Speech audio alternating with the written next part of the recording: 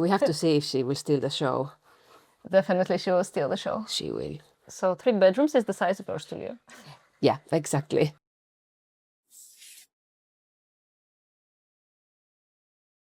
Today's visit is in the home and studio of Suvi Sysi.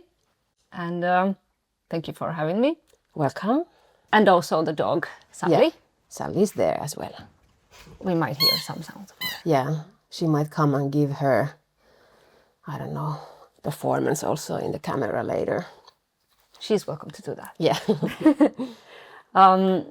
Yes, you are mostly a printmaking artist. It's funny that when I first intended to invite you, in my mind you were a ceramic artist. Yeah. Well, I'm both. Yeah, my background is in printmaking and kind of that's where I have my roots very deeply.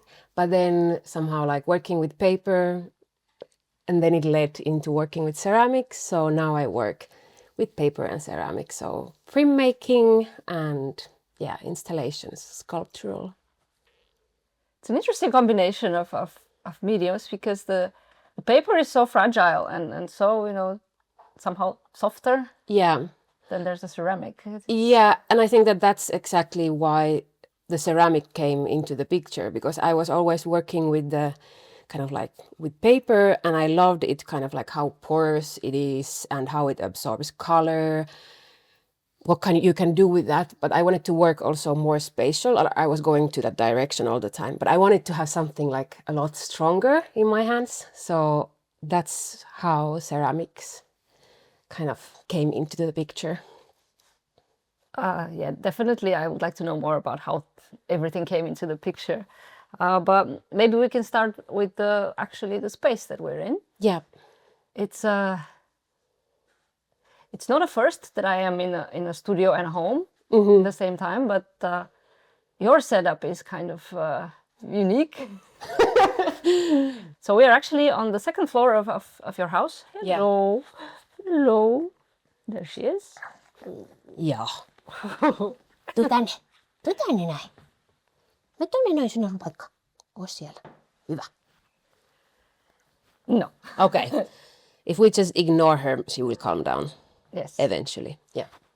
It's okay. You can stay here. This is fine. It's fine. So yes, we're on the second floor, and you said that there used to be 3 bedrooms here. Yeah. There used to be still less than a year ago. There were 3. This was like a family apartment. It's a row house.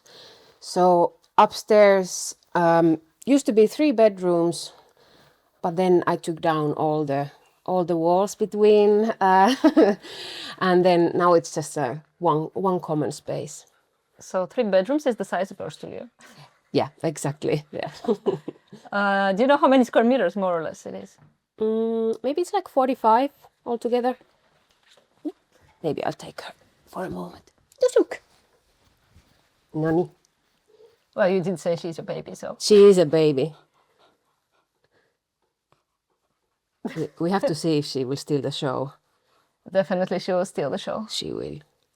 Well, Okay. We are visiting today Sally's home and studio space. Noni. Yeah, how long have you been here? I've been here now since last July, or like I moved to live in this building last July, and then in December I've moved my studio here. So this is not like your childhood home, or No. No, but how does one decide to, okay, I'm going to move into a very residential area and in a row house make my own space? Well, firstly I got the dog a little bit more than a year ago, and then I used to live in the 3rd floor without an elevator. And then she was coming with me a lot too. I had a studio in Vallila in the Atelier Foundation building. But then I got tired of kind of like moving her around with me in a tram and everything, even though that she goes well there, and also with the stairs in my previous apartment. And as well, because I knew that I needed space,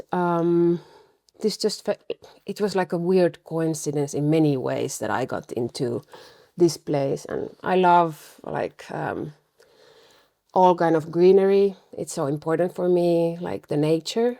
So, and I'm from a very small like town originally, like since like where I was born. So I think that when you're getting older, you become like the childhood version of yourself, and you want to live in a similar surroundings. At least I think that that happened. Getting older, seriously? Yes. Yeah, I'm like 34-year-old, but like a grandma inside. Yeah, no, I wouldn't say you're old at all, and the world wouldn't say you're old. Yeah, yeah.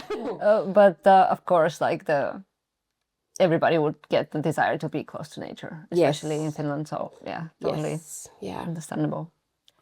And you have all your work here now. Yeah, I have all my work. Well, there's a garage that I also have for like all my works cannot fit here. So then I have an extra garage. So what is it you like most about this space? I know it's still not fully ready, but The calmness, the greenery, the view, the windows. This is actually like my third studio. So in my first studio where I stayed 3.5 years, I didn't have any windows. And then I got the studio in Vallila where I finally had a window, but there was like a parking lot that I was looking at when I look from the windows. And now I have like light is so important in my work. So then somehow like the building is made in the 60s. So in the 60s they have this thing about the inside outside living thing. Yeah. So that's what happens also in this building. So that was what drew me to move here. Nyt sä menet kyllä pois. Heippa. Nyt tonne. Now this side. If you just don't pet her, then she will eventually kind of like just go to sleep. Sally. Okay. So were you sharing your studio before? Because now you work by yourself here. No, I have never been sharing. Like since I graduated, I've been having my own studio. That some people might say is like an amazing thing.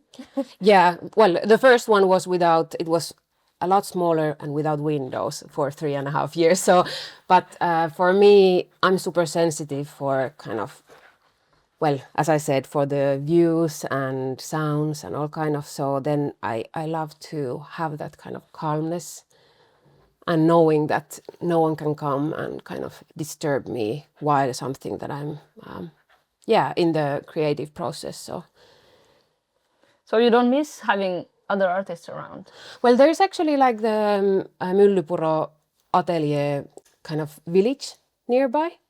So there is like a lot of artists that are living, I walk from here like 3 minutes, and I have a friend who lives there, an artist as well. And so I am surrounded by artists, and like many of my close friends are.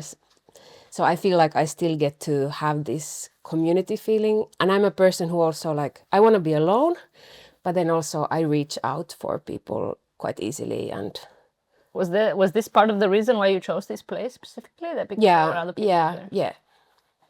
If I would be like in the middle of, I don't know, an area where I would have known that that there are no other.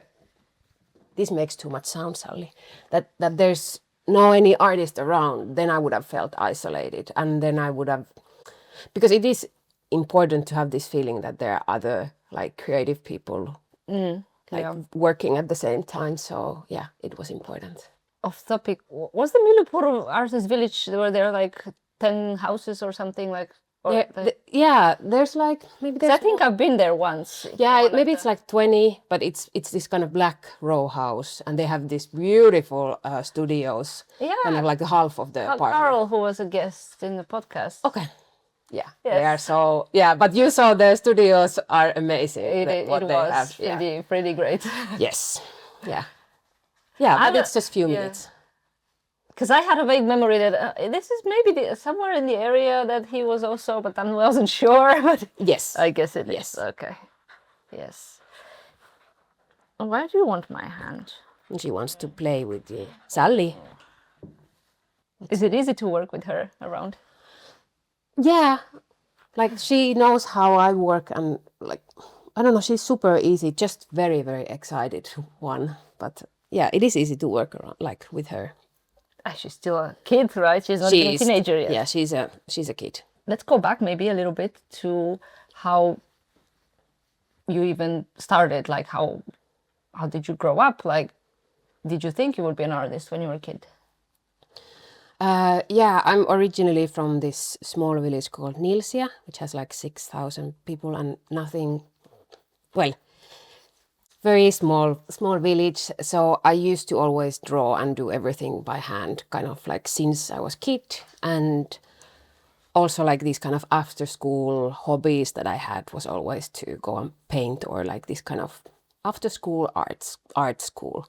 So it was my dream to be an artist, but then I didn't know kind of like how it would happen. But since when I graduated from the, what is it called, peruskoulu? Primary school? Yeah, primary school. So then I did apply for high school, like art high school, Torkkeli here. But I didn't get into that one, but I anyhow moved to then Helsinki and went to a high school that was kind of like art was, you could select as many art courses as you wanted. So it continued staying in my life all the time.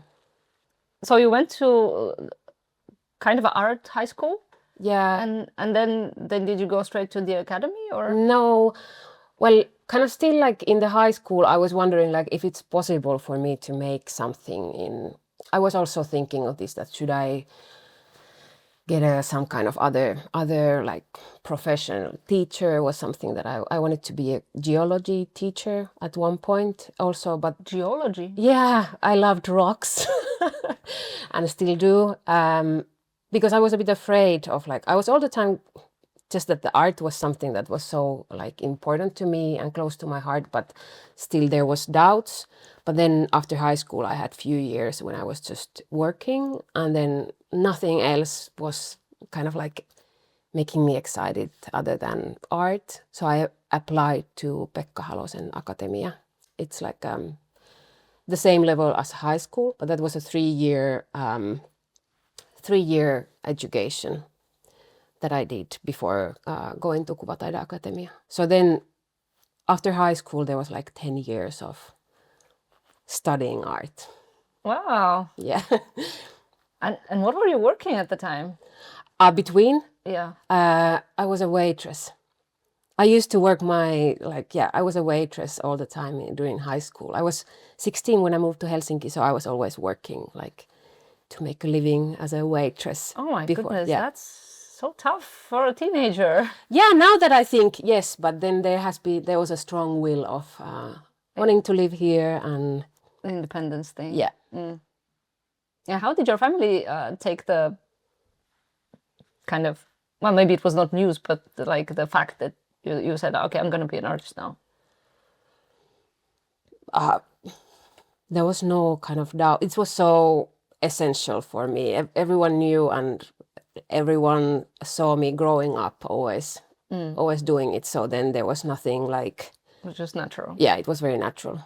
Sometime after you, so after that Pekka Salonen, I had never heard of this. This is Yeah, it's in Tuusula. It's amazing. So such an amazing school. Like it's in the middle of fields, old yellow buildings, and then it has this kind of a small city feeling as well. So, and everyone is there was a great, super like good teachers as well. So it was inspirational.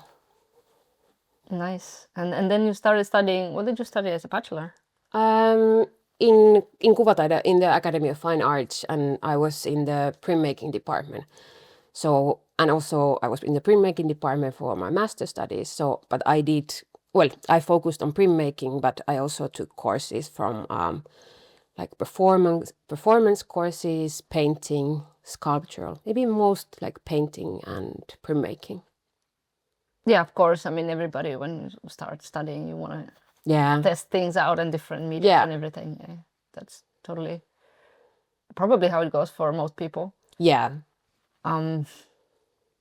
How did you choose printmaking exactly? Was it because it was connected to drawing mostly, or? No, actually, like it was super surprising for me also that that I got excited in printmaking. When I was in Pekka Halosen Academia, I thought like that I would become a painter who makes like huge expressive paintings. But they all became like so horrible, so brown, because I could not, like, it was just, it didn't work. And I remember when we had our first printmaking lessons, it was obligatory to take some. And I didn't even come for the first day. I was like, I'm not studying this. This is unnecessary for me somehow. Because, yeah, it connected in my mind to a very small scale. And that I already in that time, like, I knew that I wanted to work spatial or somehow like with the size. But then actually when we had the first printmaking lessons and you had the first copper plate and you could start printing it, I realized that you have the plate and you're not stuck with the one image that it's there. You can actually like, it's in a way I felt like it was a key and you could take all the possible colors out of that same key.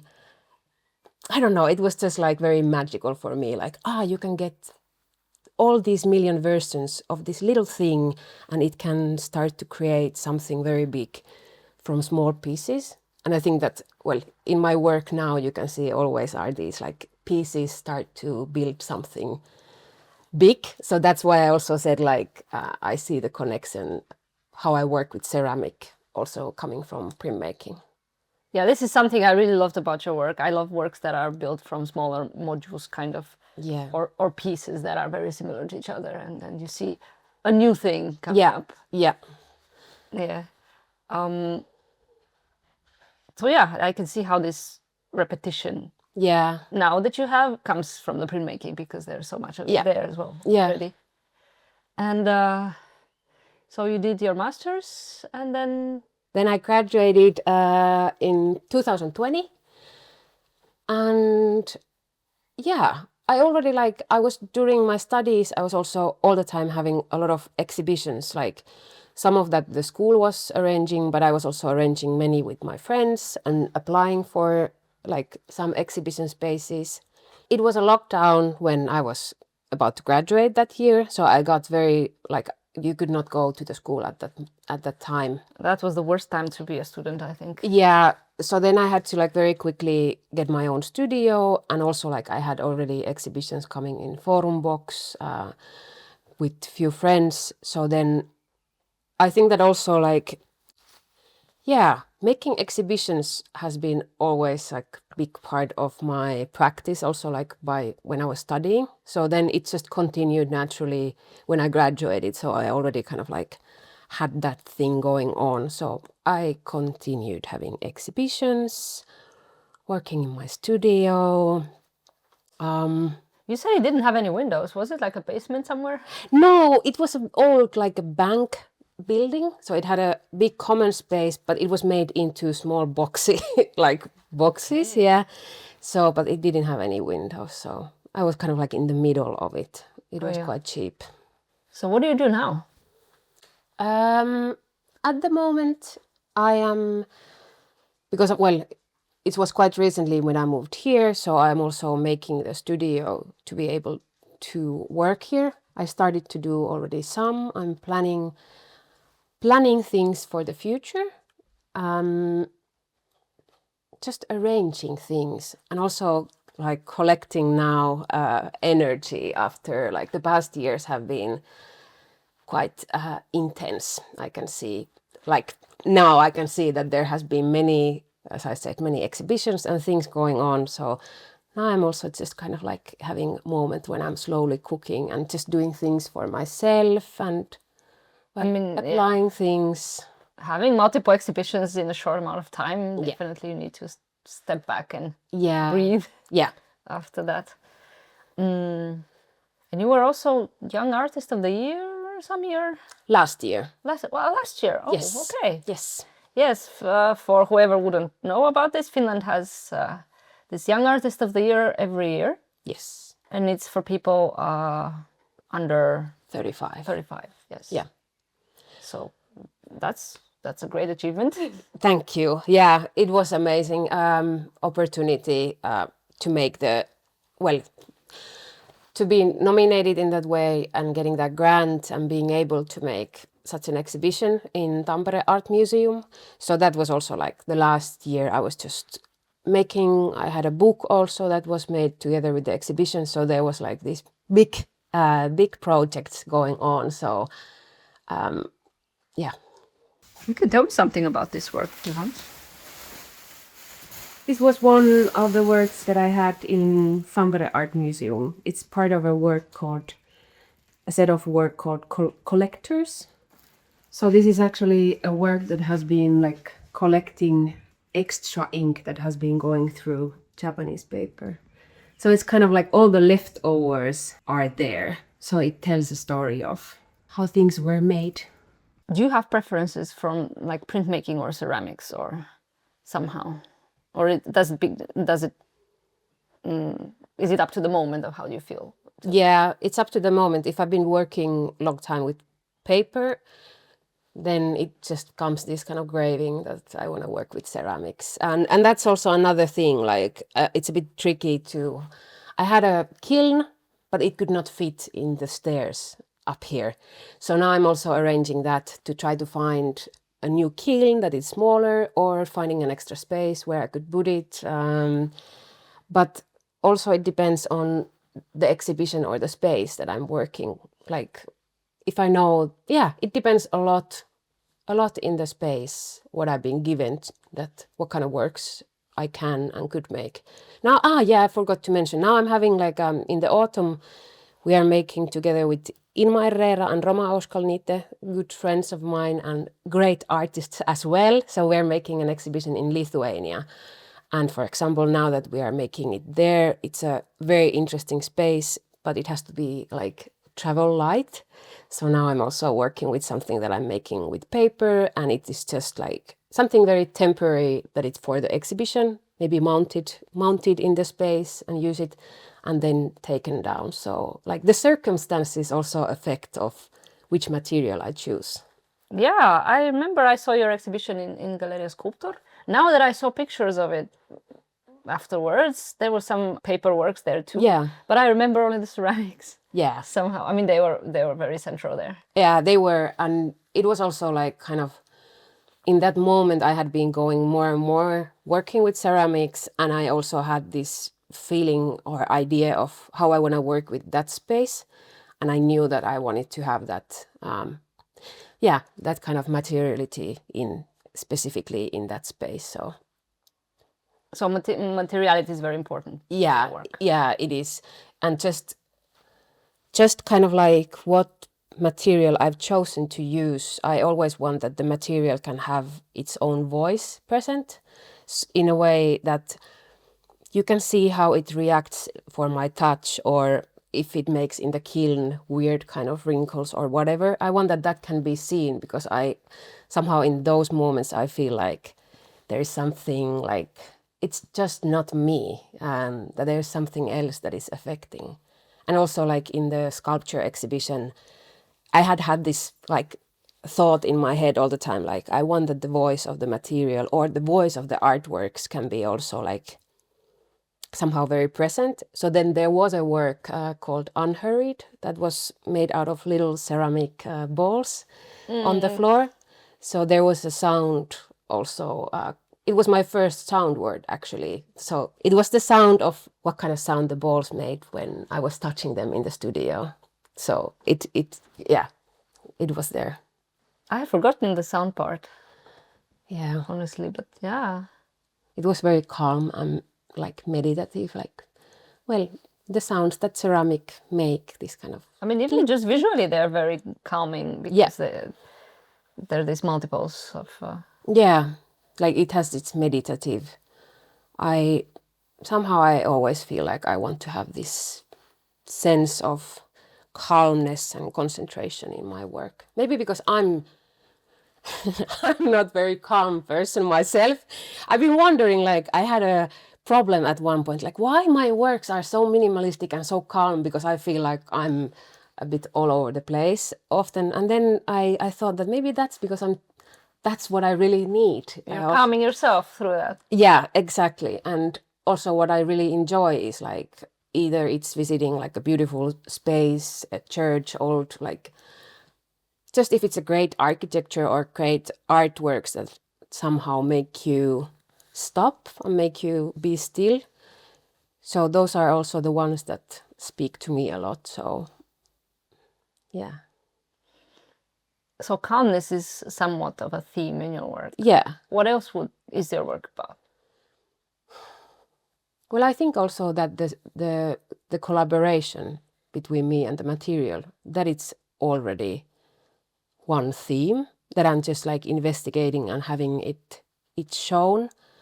The color, the time, like I also feel like just how color can affect, because color is also a maker. It's something like how it affects the room, your feeling. It's something that is very like bodily feeling, and it's hard to describe by words. And maybe also like my practice and my art is trying to investigate those areas where it's hard to find words, but you can have kind of bodily sensations, if that makes sense. Yeah. I mean, visual art in places where you find it hard to find words makes total sense. Yeah. To me. And that's kind of like the place. That's what I also always think, that visual arts has its power and has like its own language.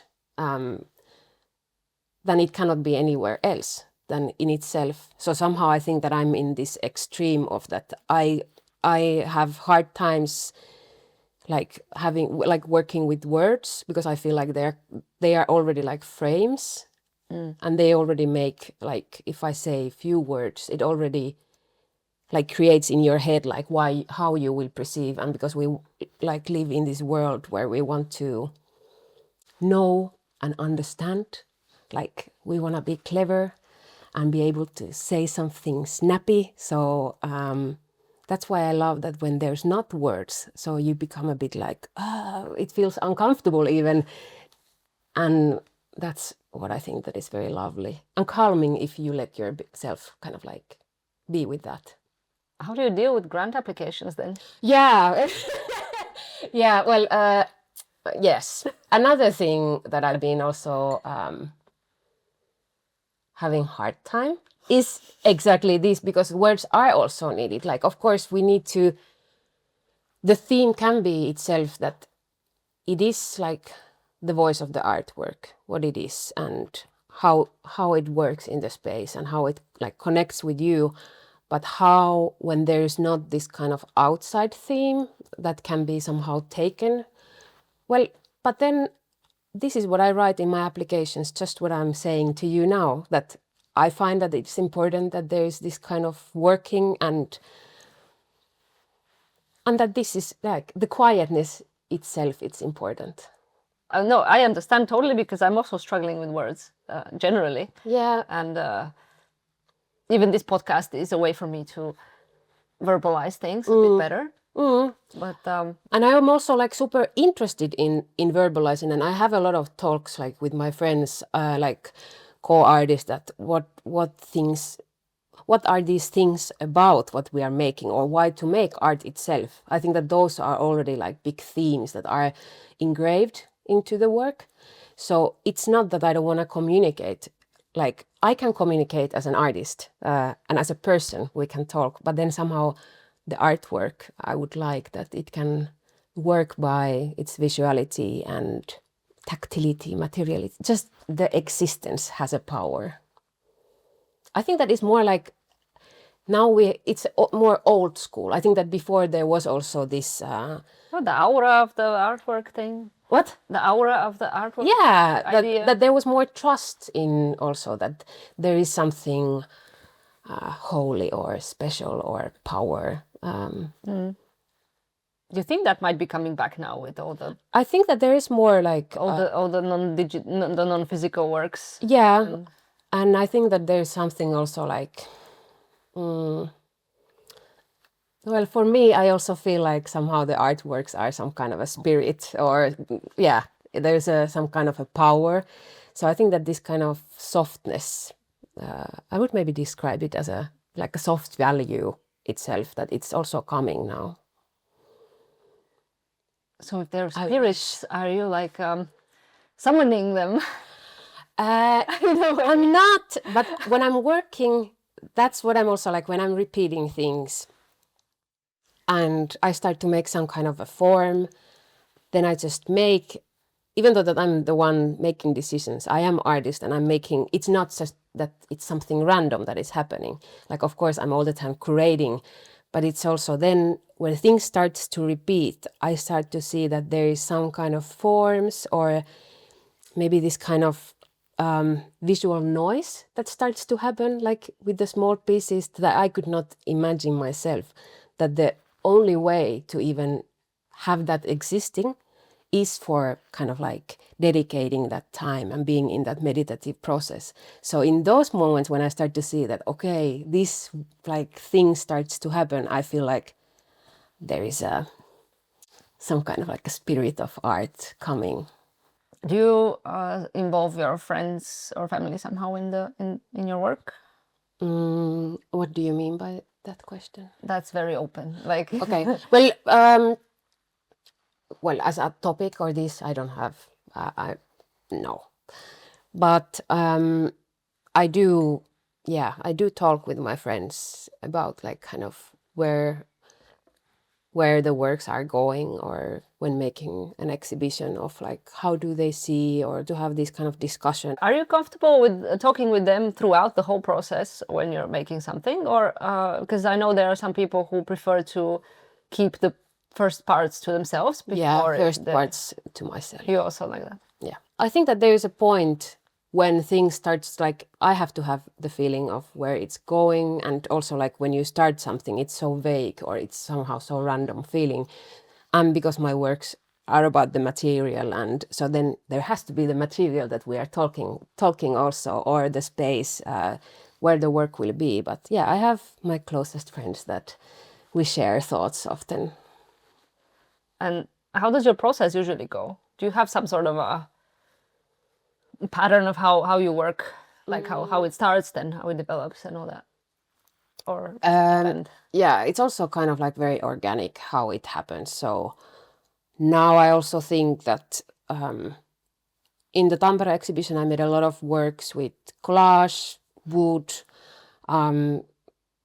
paper a lot. So now I also feel again like I want to work again more with ceramics. So I think that that's also like, I go with the feeling that I need to have my hands on something specific, or that the last time the process was kind of like left in some stage, or some works didn't fit into the exhibition. So I kind of just continue from there and they start to develop. Or I make often also like if you make a one work, it starts to suggest like other paths as well. They follow each other. They're not like, they're very connected to each other, not something that comes somehow randomly. So there hasn't been any time when you would just be like, what am I doing now? Like this kind of a doubt, or? There's always doubt. Yeah, there's always doubt. But I also think that for me, the best way to get out of the doubt is stop thinking and start doing. So that's how I find the most intriguing thing, is just by testing very like randomly things. So that's how I also start to make an exhibition. Like I have just a feeling of what material, what, and then it's somehow like very little by little. I don't plan beforehand somehow like, well, I plan, for example, in a way like if I know a space that I want to use this big wall, and there has to be then something small. But those are kind of like, I know that what kind of energy there should be in the exhibition space. So how do you sustain your practice nowadays? How do I what? How do you manage financially with your practice right now? With many ways, as artists always do, with grants, with teaching, with selling some of my works. It depends on what is also like, if there's something that is offered. Now I've been giving like few speeches as well. It has been super uncomfortable, but also super exciting, like at the same time. So many, like from many ways. I was teaching in Tallinn now also for 1 week. I've been especially concentrating on teaching with printmaking, like speciality and color.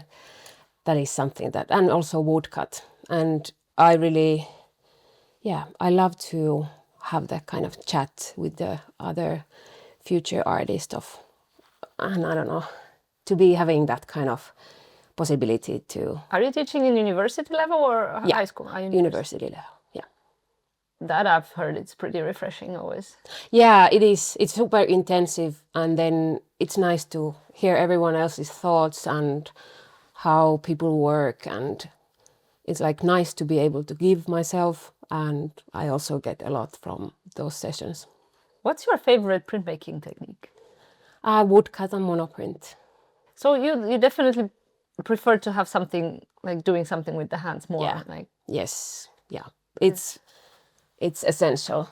Because I can see how woodcut and then ceramics kind of have a connection. Yes, and you have even kind of like the same sort of tools of what you use for carved wood, the scissors. So then ceramic have their own, like not as sharp as for wood, but they're similar tools and you can get similar traces. So I feel like with printmaking, I can handle the materials, or like, well, there's many years of also just studying how the materials work, paper and inks and so on. But then with ceramics, I always feel like I'm a child, that I don't know how the hell, it's like a huge world. But then I also enjoyed that I'm in this child mode of like. But yeah, it's play. It's more like play. Yeah.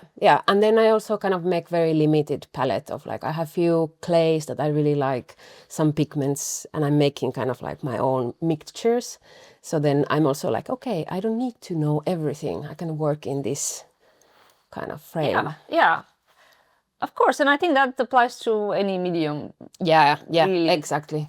Because otherwise you can just end up testing things for the sake of testing, because you're kind of like, oh, this result, that result, but then going forward to have it as an actual work. So then I think it's good to have also those frames. When I was studying in the Academy of Fine Arts, they didn't have at that time anyone to teach ceramics. So then I did my internship in the Arabia art department, which is for the Arabia Artist Association. But there's 8 artists, so I was doing internship for ceramic artists Kristiina Riska and Pekka Paikkari to learn how to work and what to do and so on. So it also affected a lot, kind of. Many of them are making like super big sculptures, and then I also did in my internship time some quite big things, but I hated that they were so heavy. It was like, if you want to make something that is big, but I also want that I'm able, like with my body, to move things. So then I ended up breaking all my big sculptures and realizing, like, again, I just love the little pieces. Do you work with molds, or are you just forming things? Forming things, yeah. Yeah, because when you work with molds, it gets very heavy, very fast. Yeah, it can. But then that's also like in a way that I see that there is connection with printmaking even more. Because then, like printmaking, you have something on the plate that can be transferred, or you have a mold and the information can be transferred into clay.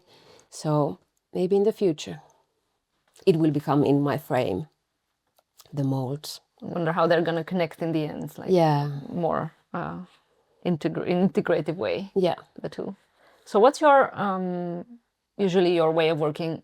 Like, do you have like a daily routine of how do you work every day? Yeah.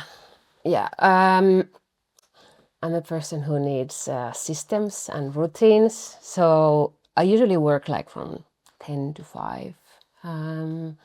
And I love it that I have the upstairs for work, and then I live downstairs. So I never come upstairs when I'm not working. So then I can actually forget about it. But I also feel like that then somehow the inspiration for me comes by being like with the works and the materials and testing things. So it's just important, like even that if I'm not like super fast or like doing some new work here or a new process, so just to be like spending time also here. Yeah, I mean, from 10 to 5 every day, for sure, you're not like constantly producing something. Yeah, in some moments when there's an exhibition coming and you're just making the works, then yes, but I've been overworking like in the past a lot. Like I get very excited and then it's very hard to stop. So I think that also almost like when I graduated, I started to do so, that I swore myself that I need to have like the weekends for socializing and other life. It has been good for me. Several people have told me so far that they take the weekends off. Yeah. I still find it hard to accept that. So I don't know. How? I would go on any weekend to work in the studio. That's just like. But then maybe I've always had especially Sunday has always been a horrible day for me somehow. When it feels like the whole world has stopped. Yeah. On a Sunday, and I want to fill it with something, because I cannot accept the fact that nothing is going on otherwise. I don't know. I'm taking care of plants and gardening and going to the forest always on Sunday. So it's my my green day. Yeah. But maybe it's also like then because I've been able to work like 100% as an artist since I graduated. So then it has been my full-time work. If you don't count like the little moments when I've been also like going to teach. So then that's why I'm able to have those weekends to have my mind for rest. I think that if I would be working full time with also something else, or if there was something else that was also taking my time more than just my practice, then maybe I would be also like having the weekends for, I don't know. But luckily I've been now able to work this way. Do you go to exhibitions? Yeah. But now, recently, I haven't been going. Like the last year, I think that I didn't go almost at all. And I felt horrible. I'm sorry to all my, all the other like artists and friends who've been having exhibitions. But it depends also, like then when I'm not very intensive with my own practice, then I go and see a lot. But then when there is this like intensified moment, then I'm quite like closed, like in a small circle in my studio and close circle of friends, and it's hard to see in those moments also like what is happening or what everyone else is doing. It depends on the moment where I am also. But yeah. Is it easy to, because we are not close to the center here. Of course, it's easy. Public transport is great. Yeah. Thank you, HSL. But is there some threshold to go to places now that you're a bit more further? Well, it's 15 minutes to the center, so it's not so hard. And I feel actually that it's easier now when I'm living in a more calm place. So I don't know. I also, well, now I'm just repeating this calmness, but in my life in general, I really want to have that kind of space and calmness around me. So then before, when I was living more in the center, also having the studio, so I felt like there was a lot of traffic and hassle, and it really like made me also exhausted, just the city itself. So now that I'm in this calmer area, so now I have more energy to be going, which I really enjoy now. That was a big reason also why I wanted to move here. I wanted to have also energy to go and connect with the world more. So it is working. I recommend every artist to move in a forest. Interesting, because I've never, like, for me personally, I would always think that I cannot live in this kind of a super calm area. Yeah. I've always been avoiding that. Yeah, okay. But maybe there is something to it. I mean, one has to try to see if it works, of course. Yeah, and everyone is very different of like where do they get their energy from. I get my energy from quietness, and then so that then I have energy to be with the loved ones and like get to see exhibitions and world in general. When you went to exhibitions before, like you said you didn't go recently, but when you were going, where would you go usually? Where would I go? Well, kind of all the place. Well, do I just list? Well, I go to see what is going on in the museums, HAM, Kiasma, Taidehalli.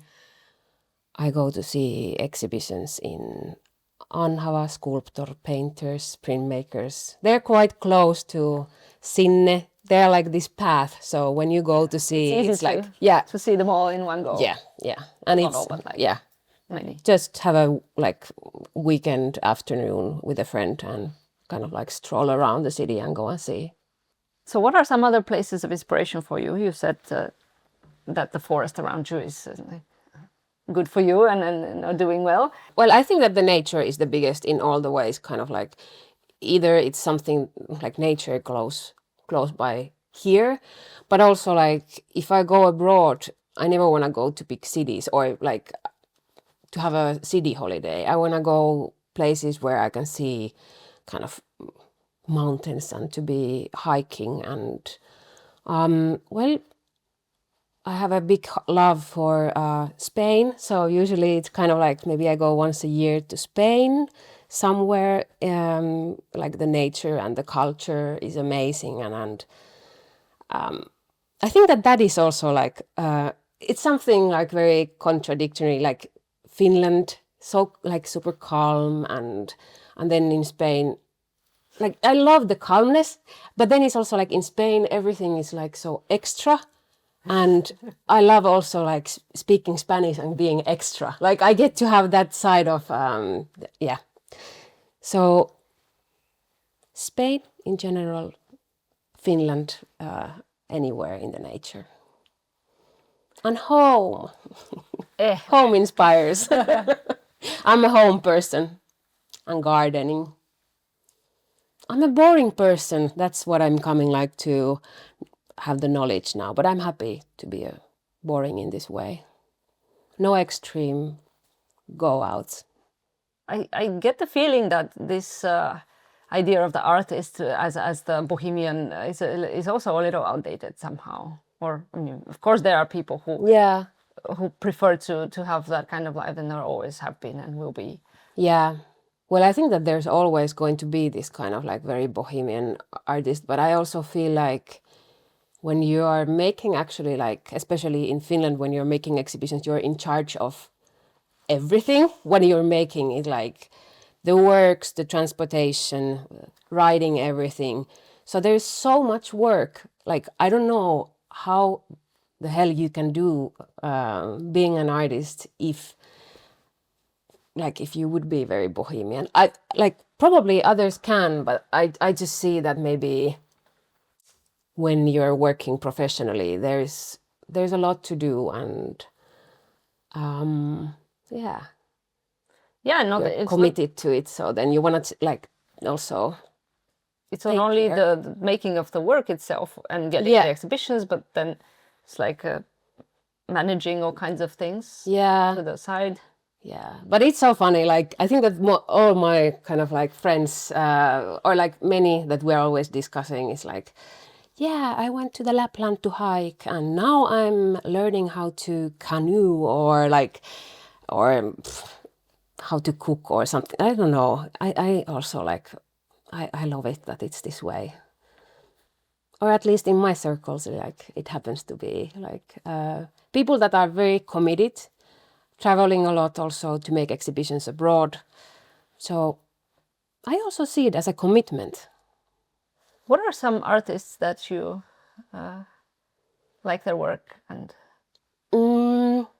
follow or? Yeah. Well, there is the Danish Tove. I don't know her name. I'm really bad with names, but her last name is like Stroch or something like that. That I really love her work. It's really inspiring. There is also like Carla Black, Anna Hepler, She's from the States, also works with printmaking and ceramics. There's like interest, like super, super inspiring. And weirdly, they happen to be like women artists. It's not something that it's not a feministic thing. No, it's not. But there's something that, yeah, it touches me in their work. Rachel Whiteread. I love her work. Do you know the work? I'm not sure. She makes usually with plaster. Like she has won the Turner Prize, and then she, like, for example, as a one work, she casted a whole house with plaster. Really amazing. She gives also, like, I've been looking often, like if I'm working with something like repeating, I'm also looking from YouTube videos from other artists. Hey, but there's a Donald Judd. I also love his work. But like there you can see kind of the connection with the like minimalist, spatial, material. Okay, there is more men also. Then I love Richard Serra. Super inspiring work, like the drawings also. But maybe there's something also, even though that many of those are also contemporary artists that are working now, but then there's some kind of like connection maybe to 60s, could be. Where do you find those artists that you like their work? Or are you actively looking for new artists to... It depends also, like at times more I'm like also searching myself and just like being more with eyes open, but often like from exhibitions, or then a lot of times we are also discussing with friends like, hey, I saw this artist, maybe you would be interested, have you seen the work? So, or Instagram also, it comes from there. And you also mentioned YouTube videos, so... Yeah, yeah. Is it like Louisiana? Louisiana channel. Yeah, they have so nice interviews. So that's what I'm often watching. Yeah, I think they are the standard for this type of yeah thing. So how important is the online presence for you? I would like that, that the world would be in a way that this would not be important. That I would love to think that then just the artwork is important. But yeah, I try to kind of be updated of what I've been doing, but I also try to take it quite like chill. That if there is moment that, it's not so serious also. But I also feel like it's a part of being out there and sharing what you've done. So yeah, it is important, and also it's not important at all at the same time. Do you share personal stuff there, or is it only professional? This account is just like, well, I have multiple accounts. Like one account is just for art, and yeah. Oh my God, how do you manage? I mean, I have my personal account and then the podcast account, and this is already a bit too much sometimes. Well, just not taking it too seriously, I think that way. Yeah. Yeah, sometimes I share also like personal stuff, because also like my personal life, well, art is my life, like in many ways. So yeah, that way. Yeah, it's hard to draw the line like strictly sometimes, like where that's... Yeah, but I also like, I think that it's when you see like, the online world is so fast, which is a bit like annoying, but also like I want that when you go and see that it's just the work, that it's not everything kind of like out there, that it can be focused on. All right. Well, our other light just died, so that's reminding that maybe we should wrap this up. I mean, the only thing left that I can say is like, thank you so much for this talk. Thank you for coming, having me. Good luck with the renovations. Thank you. and everything else around that.